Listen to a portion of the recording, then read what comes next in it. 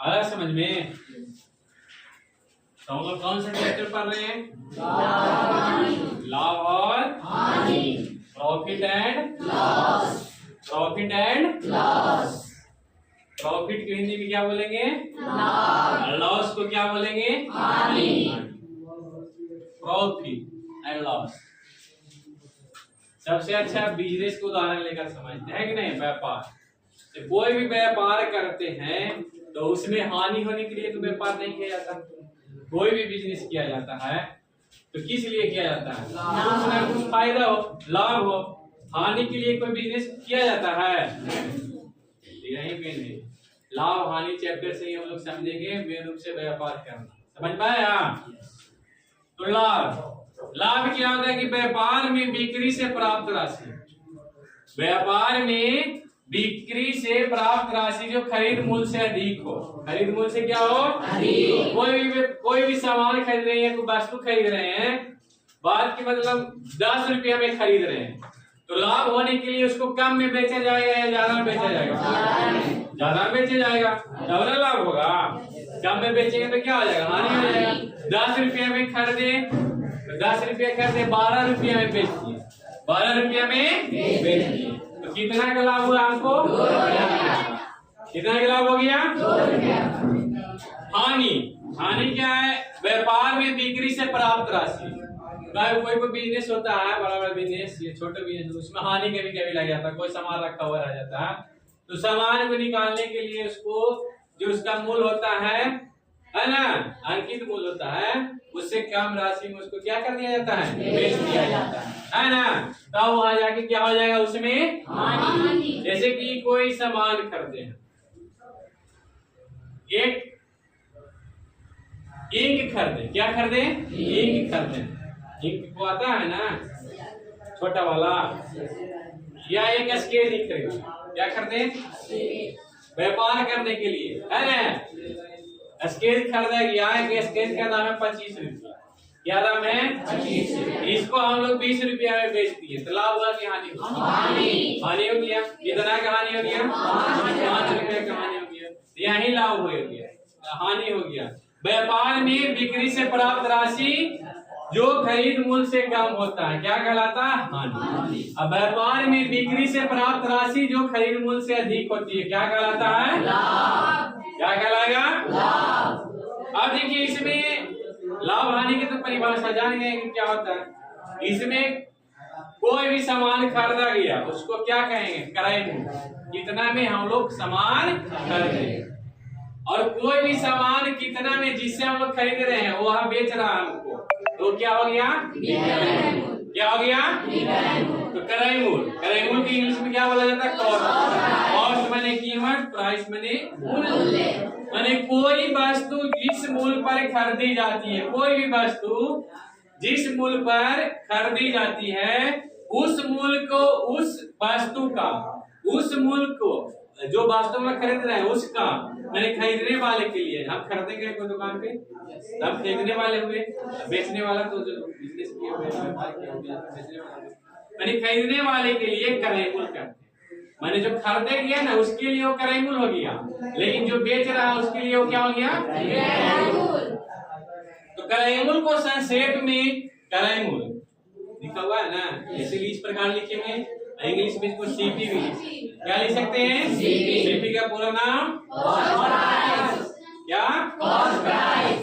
Very good, बहुत अच्छा। उदाहरण देखिए, जैसे मोहन कोई लड़का है, तो मोहन एक कलम किसी दुकानदार से 10 रुपया में खरीदता है। कोई दुकानदार से मोहन 10 रुपया में खरीदता है, तो मोहन के लिए कलम का क्रय मूल्य क्या हो गया? 10 रुपया, क्योंकि मोहन है खरीदने वाला हुआ। मोहन क्या हो गया? खरीदने वाला। तो खरीदने वाले ही क्रय मूल्य, कीमत हुआ, खरीदा, क्रय मूल्य हो गया ना। और देखिए विक्रय मूल्य। विक्रय मूल्य को बोलते हैं क्या? Selling price. क्या बोलेंगे? Selling price. माने सबसे अच्छा हुआ कि हम कोई बिजनेस किए हुए, कोई व्यापार किए हुए छोटा मोटा, है ना, तो कोई भी सामान लेकर आ रहे हैं बेचने के लिए, है ना। जैसे मनीष है, मनीष हुआ, तो मनीष के बाद मतलब क्या? बाजार। क्या? या मनीष के गया बाजार में, तो मनीष 2 सिंघाड़ा लिया। ये सिंघाड़ा लिया, सिंघाड़ा सब जानते हो ना। हाँ, मनीष 2 सिंघाड़ा लिया, कितना में? 15 रुपया में। तो मनीष के लिए जो सिंघाड़ा के जो पैसा दिए वो क्या हो गया मनीष के लिए? क्रय मूल्य। लेकिन उस दुकानदार से खरीदा तो उसके लिए वो क्या हो गया? विक्रय मूल्य। तो दुकानदार कुछ तो फायदा लिया होगा, उसमें कुछ फायदा लिया होगा ना। मतलब 2 सिंघाड़ा बनाने में उसको लागत लगा होगा 10 रुपया, तो 5 रुपया फायदा हुआ। 5 रुपया फायदा हुआ ना। तो उस दुकानदार के लिए 15 रुपया हो गया विक्रय मूल्य, लेकिन मनीष के लिए क्या हो गया? तो वही इस मूल्य पर बेची जाती है, और उस मूल्य को उस वस्तु का माने बेचने वाले के लिए, वो तो उस टाइम तक खरीदने वाले के लिए, लेकिन इसमें बेचने वाले के लिए विक्रय मूल्य कहते हैं। विक्रय मूल्य को संक्षेप में लिखा हुआ है, या इंग्लिश में संक्षेप में क्या लिख सकते हैं? सेल, पूरा नाम सेल। उदाहरण के लिए मोहन दुकानदार से 10 रुपये में कलम खरीदता। मोहन दुकानदार से क्या खरीदता है? इसलिए दुकानदार के लिए कलम कलम का विक्रय मूल्य 10 रुपया होगा। दुकानदार के लिए कलम का विक्रय मूल्य कितना हो गया? मतलब उसमें कुछ जरूर फायदा कमाया हो गया, हानि हुआ है ना। अभी माने बेचा, जो प्राइस में बेचा, जो इस कीमत पर बेचा, मूल्य पर बेचा, उसके लिए सिर्फ क्या हो गया? वो है ना।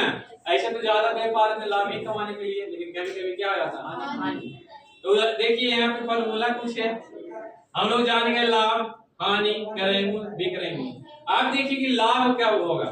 लाभ तो लाभ क्या होगा? विक्रय मूल्य ज्यादा होगा कि क्रय मूल्य ज्यादा होगा? माने कोई वस्तु का क्रय मूल्य से विक्रय मूल्य ज्यादा होगा ना, उसमें लाभ क्या होगा? लाभ बराबर विक्रय मूल्य माइनस क्रय मूल्य। अगर इसमें से 2 चीज पता रहे तो तीसरा मालूम हो जाएगा। या तो हमको लाभ पता रहे या क्रय मूल्य पता रहे तो विक्रय मूल्य मालूम हो जाएगा, या लाभ पता रहे विक्रय मूल्य पता रहे तो क्रय मूल्य पता हो जाएगा, या विक्रय मूल्य पता रहे या क्रय मूल्य पता रहे तो लाभ।